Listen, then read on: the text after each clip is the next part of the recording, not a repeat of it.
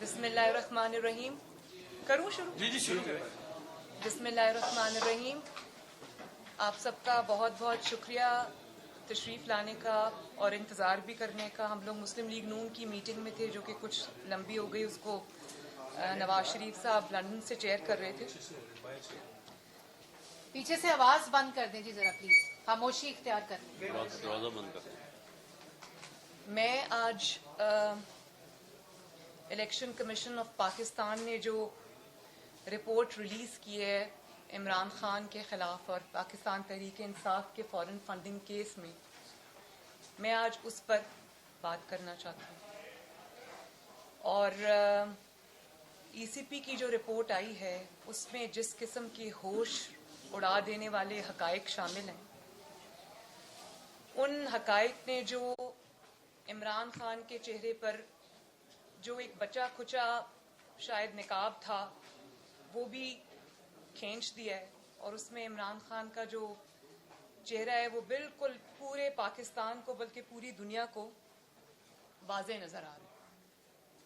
اور وہ انکشافات جو اس رپورٹس میں ہیں وہ اس قسم کے انکشافات ہیں کہ اس سے قوم کا دماغ چکرا کے رہ گیا. اس میں کوئی دو رائے نہیں ہے, اس میں کوئی شک نہیں ہے کہ پاکستان کی تاریخ کے اندر کسی سیاسی جماعت کے خلاف, کسی سیاسی جماعت کے سربراہ کے خلاف, کسی لیڈر کے خلاف اس قسم کے الزامات تو دور کی بات, میں تو کہتی ہوں الزامات کی جو ناقابل تردید جو ثبوت سامنے آئے ہیں یہ ہم نے کبھی پاکستان کی تاریخ میں یہ نہیں دیکھا. اور آپ یہ دیکھیں کہ رپورٹ کے جو سیلینٹ فیچرز ہیں اس کے اوپر تو میں ابھی آتی ہوں, لیکن آپ دیکھیں کہ اس کے اوپر جواب دینے کی بجائے آپ اپنی جماعت کو یہ کہتے ہیں کہ جو برانڈ عمران خان ہے اس کو اجاگر کیا جائے عوام کے سامنے. تو برانڈ تو آپ کا بن چکا. برانڈ آپ کا یہ ہے کہ نالائکی, نااہلی, کرپشن, جھوٹ, سازش, لوٹ مار, ہوش ربا مہنگائی, معاشی تباہی, بے روزگاری, غیر ملکی غیر قانونی فنڈنگ کے مجرم, یہ ہے آپ کا برانڈ. عوام کی روٹی چھیننے کا مجرم. اس ملک میں حکومت نام کی اگر کوئی چیز نہیں ہے تو یہ ہے آپ کا برانڈ.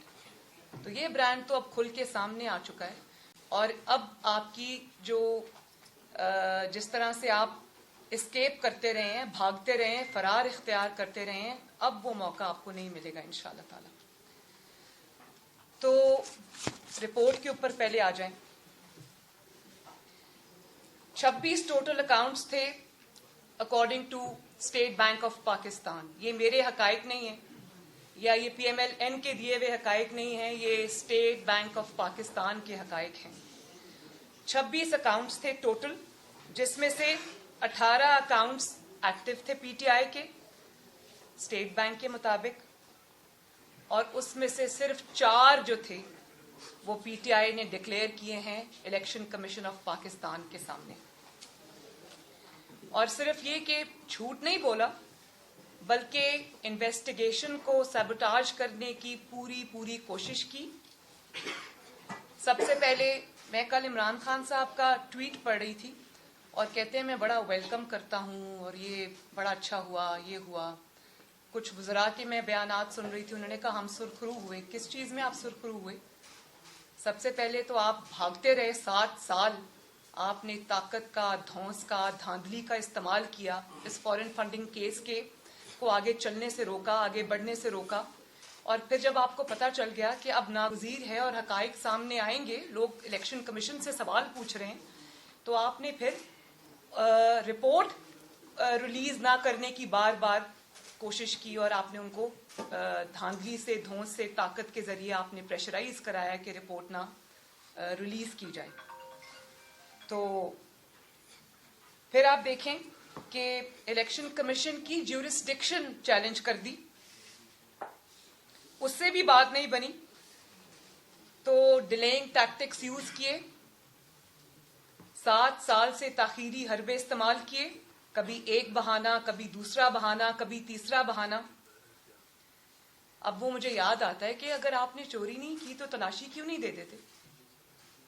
لیکن بات یہ ہے کہ تلاشی دینے والے وہ لوگ ہوتے ہیں جن کے اندر کوئی خوف نہیں ہوتا کہ ہم نے کوئی جرم کیا. نواز شریف کی طرح سینہ تان کے تلاشی وہ لوگ دیتے ہیں. تو آپ نے تلاشی دی تو نہیں, زبردستی آپ کی تلاشی لی گئی اور آپ کا بال چوری میں, جھوٹ میں, سازش میں ڈوبا ہوا نکلا. اس کے بعد جب آپ نے رپورٹ پبلک نہ کرنے کی پوری کوشش کی, دباؤ ڈالے رکھا ای سی پی کے اوپر. آپ کو فارن فنڈنگ ملی یو ایس سے, یونائٹڈ اسٹیٹس آف امریکہ سے, مڈل ایسٹ سے, آسٹریلیا سے, کینیڈا سے, انگلینڈ سے, اور آپ نے 2 کمپنیز پی ٹی آئی نے اسٹیبلش کی, ایک ٹیکسس میں, ایک کیلیفورنیا میں, 2010 اور 2013 کے درمیان میں. اور عمران خان صاحب خود ان دونوں کمپنیز کے چیئرمین تھے. پھر کچھ کمپنیز آسٹریلیا اور کینیڈا میں بھی تھیں, اور آپ نے, یعنی کہ جو بھی ہوا, عمران خان صاحب کیونکہ چیئرمین تھے, ان کے ذاتی نوٹس میں بھی تھا, ان کی مرضی سے ہوا, ان کے کہنے پہ ہوا. پھر اس رپورٹ کے مطابق آپ نے نہ صرف جھوٹ بولا بلکہ ڈیلیبریٹ کنسیلمنٹ اور مس ڈیکلریشن, یعنی کہ جان بوجھ کر آپ نے حقائق کو چھپایا اور آپ نے جھوٹ بولا, مس ڈیکلریشن دی آپ نے, اور فالس سرٹیفکیٹس آپ نے دیے, جمع کرائی ای سی پی کے اندر. اور سب پی ٹی آئی کی لیڈرشپ کی ڈائریکشن پہ, عمران خان صاحب کی ڈائریکشن پہ یہ سب کچھ کیا گیا. اور پھر بات یہیں پر ختم نہیں ہوتی. پی ٹی آئی کے جو جماعت کے پاس جو ذاتی ان کے ملازم تھے, ان 4 ملازمین کے نام پر آپ نے پیسے منگوائے اللیگلی, اور آفس سٹاف کے نام پر منگوائے. اور ان 4 جو ملازمین ہیں جن کے نام پر آپ نے غبن کیا ہوا پیسہ, دھوکے سے لیا ہوا پیسہ, جو آپ نے لوگوں سے اینٹھا پیسہ, وہ آپ نے اپنے ذاتی ملازمین کے اکاؤنٹس میں آپ نے منگوایا, جن کا نام ہے طاہر اقبال, محمد نعمان افضل, محمد ارشد اور محمد رفیق. اور آتھرائزیشن کس نے دی؟ آتھرائزیشن دی عمران خان صاحب جو پارٹی چیئرمین ہیں, اور عارف علوی صاحب نے اس کی آتھرائزیشن دی.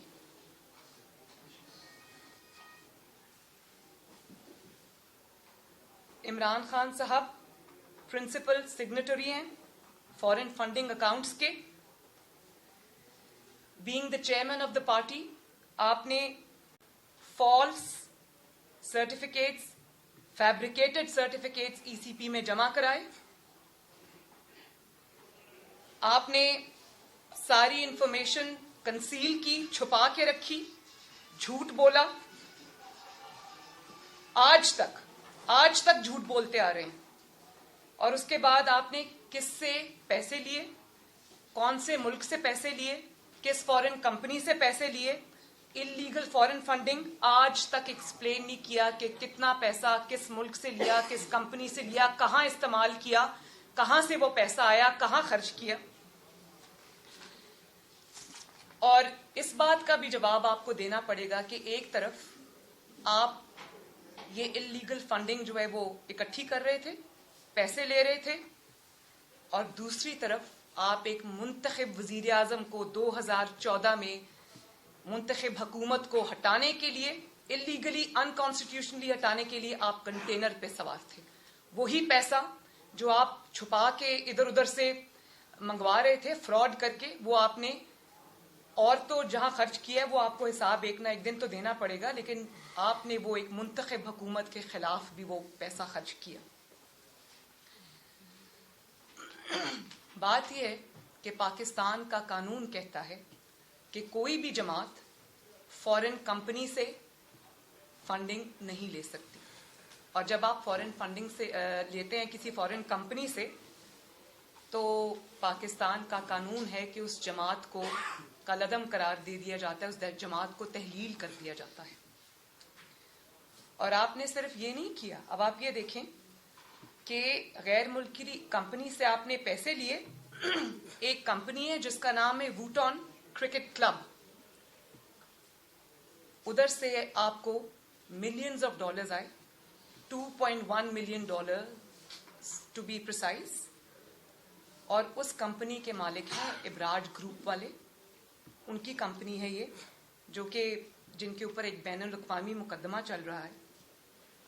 और जब उनसे कहा गया, जो मुल्क उनसे पूछगिछ कर रहा है, जब उनसे कहा गया कि आप अपने किसी कांटेक्ट का नंबर दें, तो उन्होंने इमरान खान साहब का नंबर दिया। इतनी क्लोज दोस्ती है, और उन्होंने आपको मिलियंस ऑफ डॉलर्स जो है आपको दिए, और वो आप इलीगली अनकॉन्स्टिट्यूशनली पाकिस्तान लेकर आए। और फिर कोई इनके डोनर हैं जिनका नाम है मुमताज अहमद साहब, उन्होंने आपको कई हजार डॉलर दिया, और उसके बदले मैंने पहली दफा एक इमरान खान शख्स देखा है जिसने रिश्वत को, नेकेड रिश्वत को जिसने डोनेशन का नाम दिया। और आपने रिश्वत उसने दी, आपने ली, वो बात तो अलग है, लेकिन देखें सबसे बड़ी जो यहाँ पर क्रिमिनल बात है, मुजरिमाना जहाँ पर आपने फेल किया, वो आपने ये किया कि एक तो आपने इलीगली लोगों से पैसे लिए, उसके बाद आपने सरकारी खजाने से, पाकिस्तान के अवाम के हार्ड अर्नड पैसे से, पाकिस्तान के अवाम के खून पसीने की कमाई से आपने उनको कॉम्पनसेट किया। उस $24,000 जो मुमताज अहमद साहब ने इनको दिया, उसको आपने नथिया गली में एक होटल का लाखों डॉलर का कॉन्ट्रैक्ट पकड़ा दिया, और फिर उसको कोई स्पेशल पोजीशन भी अपनी हुकूमत में अता की। तो अगर आपने उस रिश्वत का कोई नेमुल बदल उनको देना था, तो आपको ये हक किसने दिया है कि आप अवाम के जो पैसा है और जो टैक्स पेयर का पैसा है, आप उस पे उनको कॉम्पनसेट करें और उनको फेवर्स दें? ये हक आपको किसने दिया? बात यह है कि इतनी बड़ी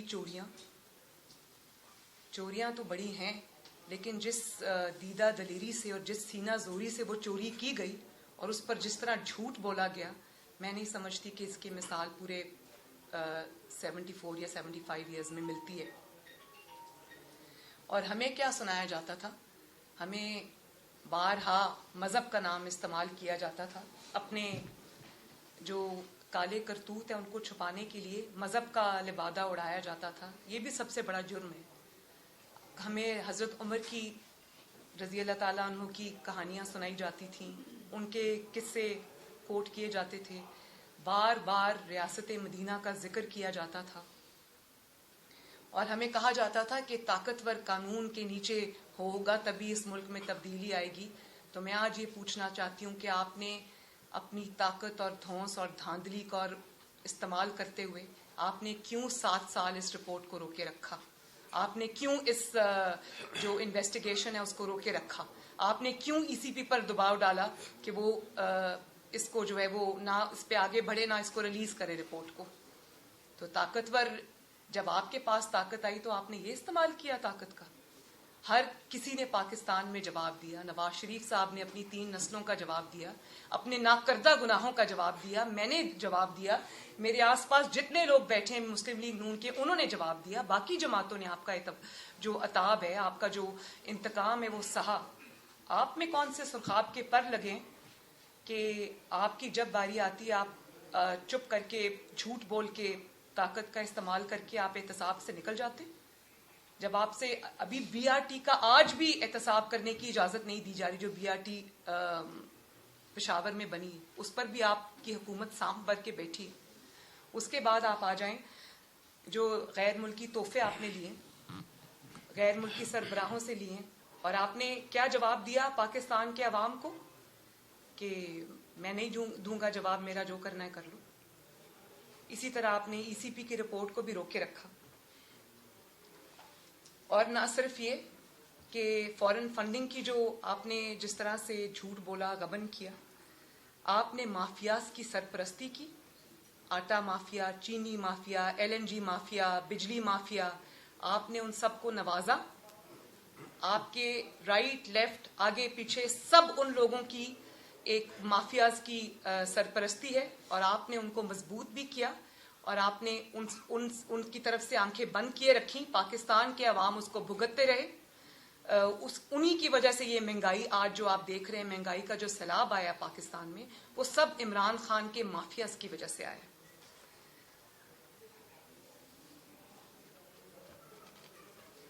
پھر آپ یہ دیکھیں کہ ایک ایسے شخص کو صادق اور امین کا سرٹیفکیٹ تھما دیا گیا. جنہوں نے تھمایا وہ ثاقب نثار صاحب کی بھی حقیقت آج عوام پہ پوری آشکار ہو چکی ہے کہ جس ایسے شخص کو آپ نے صادق اور امین کا سرٹیفکیٹ دے دیا کہ جس کا بال بال کرپشن، غلط بیانی، جھوٹ میں ڈوبا ہوا ہے. ثاقب نثار صاحب سے بھی میں پوچھنا چاہتی ہوں کہ آج آپ کا وہ صداقت اور امانت کا سرٹیفکیٹ کہاں سٹینڈ کرتا ہے؟ پوری دنیا آپ کے اوپر آج تھو تھو کر رہی ہے کہ آپ نے 22 کروڑ عوام کے ملک کی حکمرانی ایک ایسے شخص کو دے دی جس نے اتنے بڑے بڑے فراڈ کیے ہوئے ہیں اور پھر ان فراڈ کو طاقت کے نیچے دبایا ہوا ہے. میں یہ پوچھنا چاہتی ہوں کہ کیوں ملک کو کسی ایسے شخص کے حوالے کر دیا گیا اور کسی ایسے شخص کے رحم و کرم پہ چھوڑ دیا گیا جس نے چوری کی، فراڈ کیا، جھوٹ بولا، چھپایا، اپنے گناہوں کو چھپایا، اپنے دوستوں کے گناہوں کو چھپایا. گناہوں کی فہرست یہیں پر ختم نہیں ہوتی. آج آپ کی نااہلی، نالائکی کی وجہ سے، آپ کے جھوٹوں کی وجہ سے، آپ کی کرپشن کی وجہ سے، آپ کی اقربا پروری کی وجہ سے آج پاکستان کے 22 کروڑ عوام جس دلدل میں دھس رہے ہیں، مہنگائی کی، لاقانونیت کی، حکومت نام کی کوئی چیز نہیں ہے پاکستان میں. اس سب کا ذمہ دار عمران خان اور اس کو صادق اور امین کا سرٹیفکیٹ دینے والا ثاقب نثار صاحب ہے. میں یہ سمجھتی ہوں کہ مسلم لیگ نون بھی یہ ڈیمانڈ کرتی ہے، پاکستان کی اپوزیشن بھی یہ ڈیمانڈ کرتی ہے اور کرنا چاہیے کہ عمران خان فی الفور استعفیٰ دے. جھوٹ بولنے کے جرم میں، لوگوں سے پیسے اینٹھنے کے جرم میں، غیر قانونی فنڈنگ لینے کے جرم میں فوراً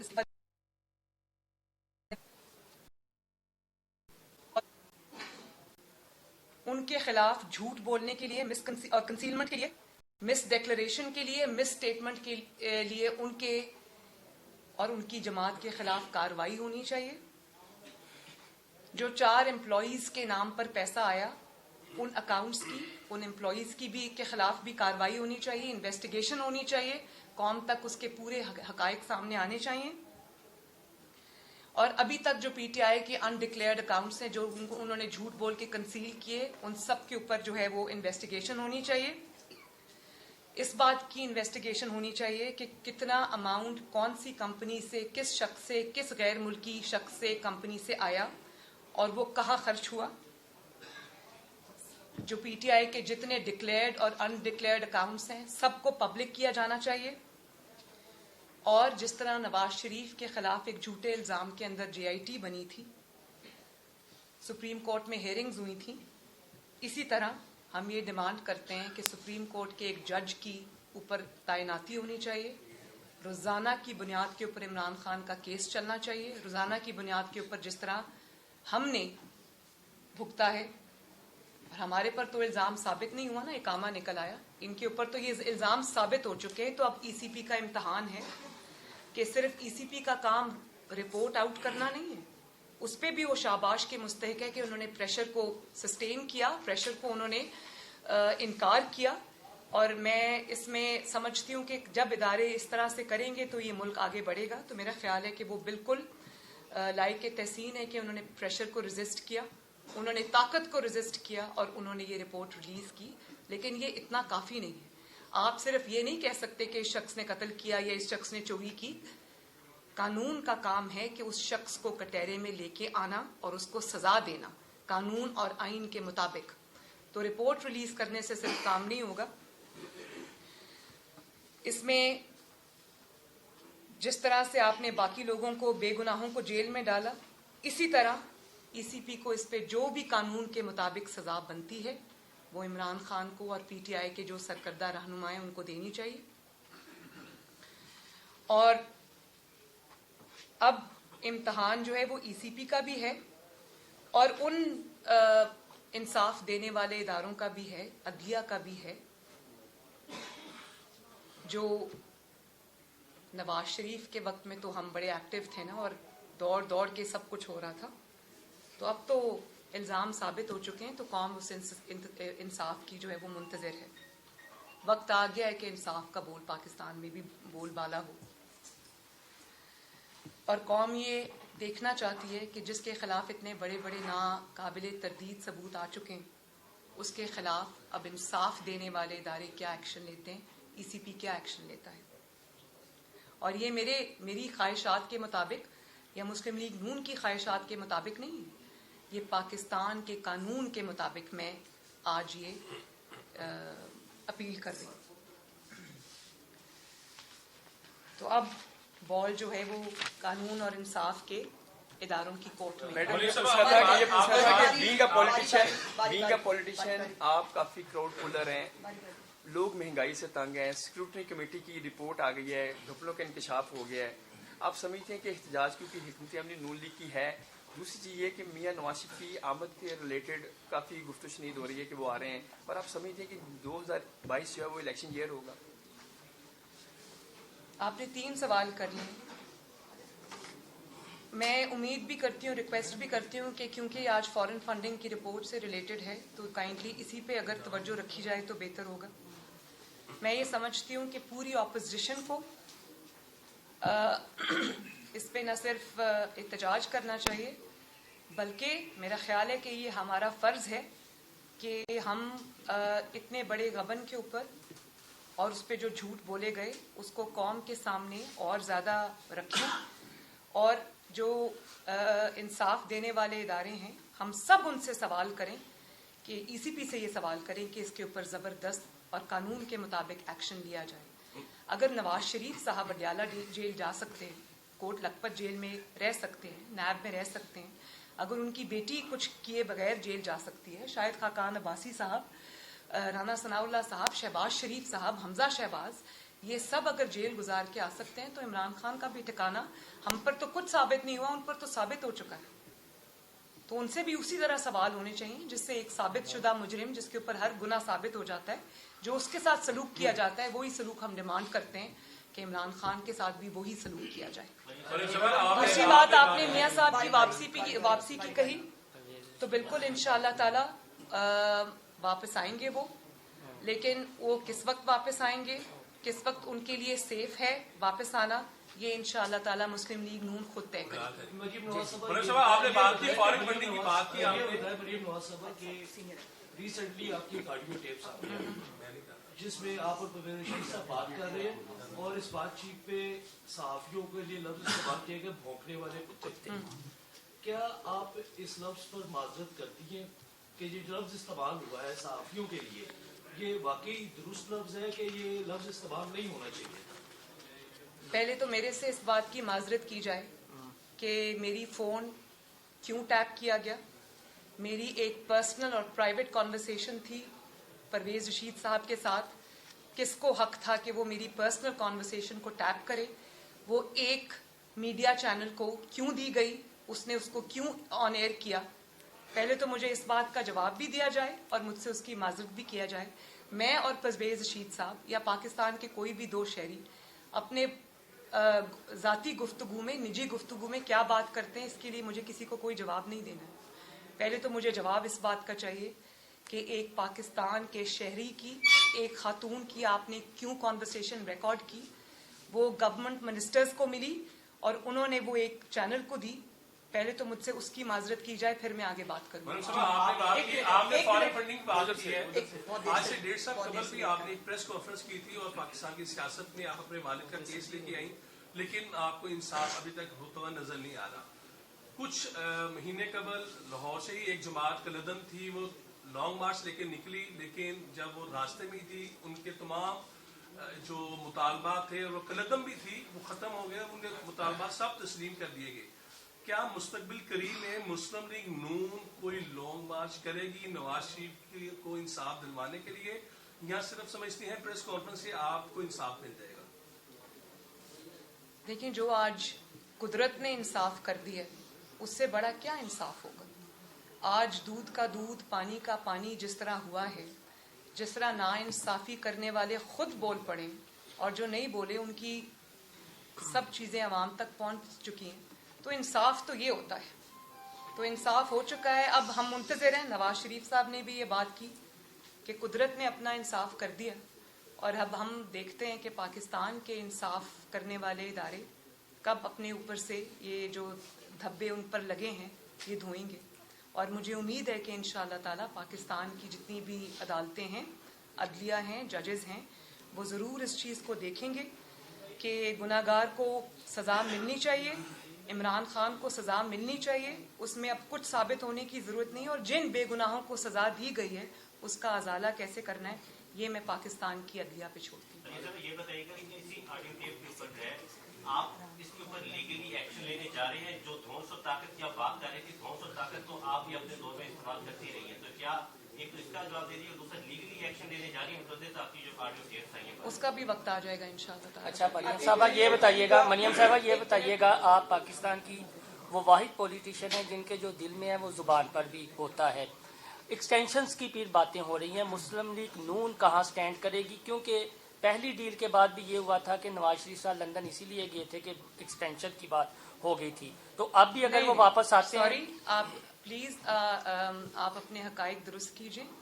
नवाज शरीफ साहब लंदन इसलिए गए थे कि उनके जान को खतरा था, और नैब में रहते उनको पता नहीं इन्होंने क्या किया, वो भी हकाइक एक दिन सामने आ जाएंगे। कुछ मेरे इल्म में है, कुछ वक्त सामने लेकर आएगा, अल्लाह ताला सामने लेकर आएगा इंशाल्लाह, कि इन्होंने नवाज शरीफ की सेहत को एक ऐसे